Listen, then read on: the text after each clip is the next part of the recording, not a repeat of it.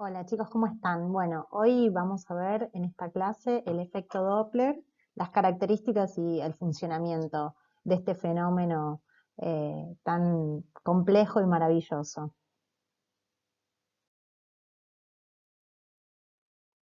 Bien, el efecto Doppler lleva su nombre porque fue justamente Doppler, un científico, que descubrió que las ondas con las que se conducía un sonido tenían un cambio dentro de lo que es la frecuencia, la longitud de onda, y esto hacía que estas ondas pudieran tener diferentes tipos de longitudes.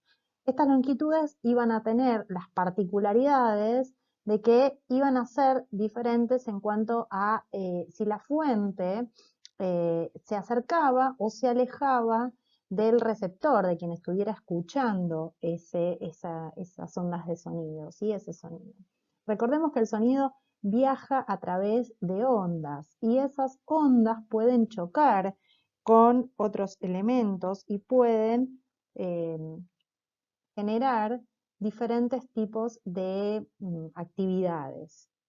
El principio general del efecto Doppler es que si una fuente de onda se acerca a un observador, la frecuencia de esta onda eh, que mide es mayor a la que mide el emisor.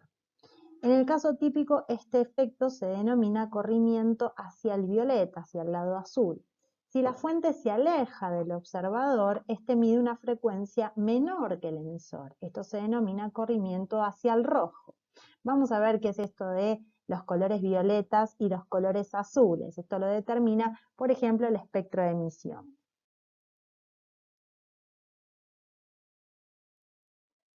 Por ejemplo, ¿sí? Nosotros tenemos acá un efecto Doppler estacionario y un efecto Doppler en movimiento, ¿sí? Acá tenemos que la frecuencia en un efecto Doppler estacionario, que sería la longitud de onda, que va diseminándose cuando este tranvía está quieto, va a ser, ¿sí?, igual en ambos sentidos. En cambio, la frecuencia cuando hay un movimiento es mayor a el origen de ese sonido, por ejemplo, al silbato, y a medida que se va, digamos, separando, vayamos a tener una menor frecuencia. Estas ondas de sonido se mueven siempre, ¿sí?, hacia diferentes sectores y eso es lo que hace que se transmita el sonido en diferentes direcciones.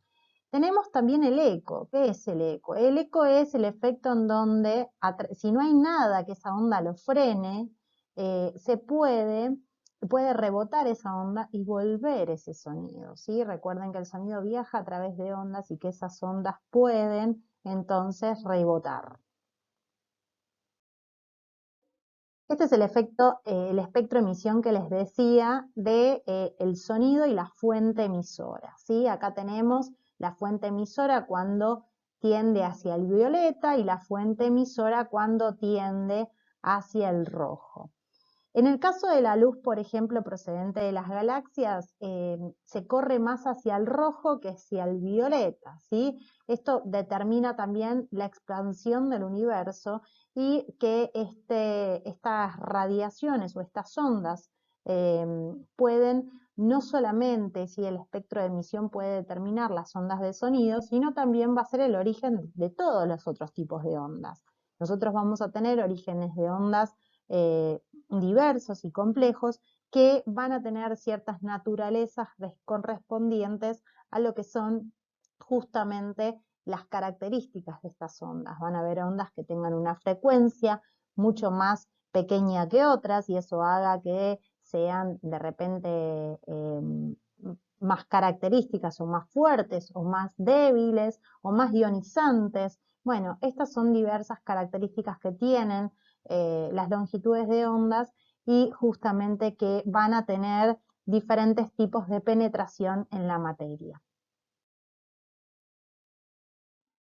Vamos ahora al efecto Doppler relativista, ¿sí? Acá tenemos, como les decía, la longitud de onda, ¿sí?, de una partícula. En este caso, ¿sí?, tenemos una luz que va a emitir una longitud de onda, esto es a través de longitud de ondas con respecto a luz, ¿sí? El efecto Doppler es con respecto al sonido.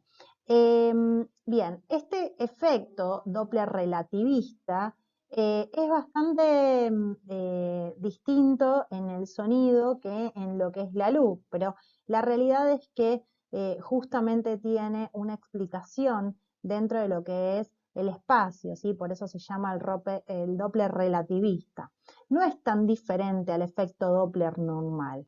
En realidad lo que tiene es que a diferentes velocidades de desplazamiento, siempre, lógicamente, el sonido se va a desplazar con una velocidad mucho menor que la velocidad de la luz. Cuando un objeto se mueve en una dirección, bueno, de repente difiere, ¿sí?, de ciertos vectores o ciertas longitudes de ondas, eh, como veíamos anteriormente con el tren, ¿sí?, con el tranvía, que se iban alejando, iban modificando la longitud de ondas. Pero generalmente en el movimiento nosotros vamos a tener un efecto Doppler que va a ser diseminado en diferentes direcciones. Bueno, acá tenemos diferentes tipos de aplicaciones dentro de lo que es el Doppler, ¿sí? Se utiliza mucho en física para medir distancias, por ejemplo, de diferentes tipos de elementos hacia la Tierra. Se utiliza en sistemas de radares para determinar si emitir, por ejemplo, una fuente emisora de sonido imperceptible choca contra diversos objetos y de esa manera, por ejemplo, se puede determinar a qué distancia está.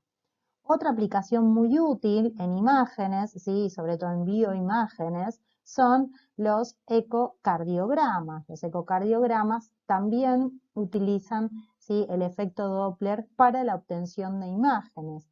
Lo que hace es, estas ondas van a rebotar sobre un órgano, una fuente, y van a transcribirse, a ser transcriptas con diferentes tipos de tonalidades, con diferentes tipos de imágenes que van a poder determinar y permitir un diagnóstico.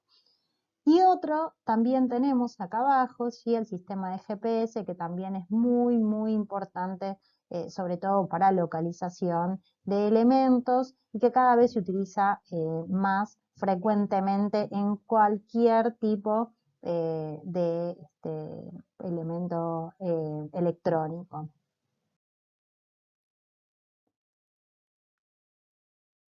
Bien, acá vemos, ¿sí?, otras aplicaciones, por ejemplo, ¿sí?, en lo que es, bueno, la ecocardiografía, la obstetricia, ¿sí?, mamo. Bueno, existen diferentes tipos, ¿sí?, de aplicaciones. En neurociencias también se utiliza, ¿sí?, ecodoppler, funciones de eco, y el sistema de radar, que es muy, muy importante para determinar estos ecos, ¿no? Lo que les decía anteriormente, cómo se produce un eco. La longitud de onda va a rebotar cuando choque con una partícula, con un elemento, ¿sí?, y esto va a volver hacia el radar y ahí se comparan las diferentes frecuencias que tiene cada una de ellas y se determina, por ejemplo, el tamaño, la distancia, las características, ¿sí? Esto se utiliza mucho en barcos, se utiliza mucho en lo que es aeronaves, ¿sí? Bueno, hay muchos tipos de aplicaciones. En lo que es imágenes se utiliza muchísimo, ¿sí?, el ecocardiograma, y es un estudio, uno de los tantos estudios por los cuales se pueden obtener imágenes diagnósticas, pero que tiene la particularidad y muy buena, vale decir, que no tiene radiación ionizante. La radiación ionizante es aquella radiación que daña, que nos hace mal. En este caso no tenemos radiación ionizante. Bien, acá tenemos, ¿sí?, un ejemplo de una ecocardiografía.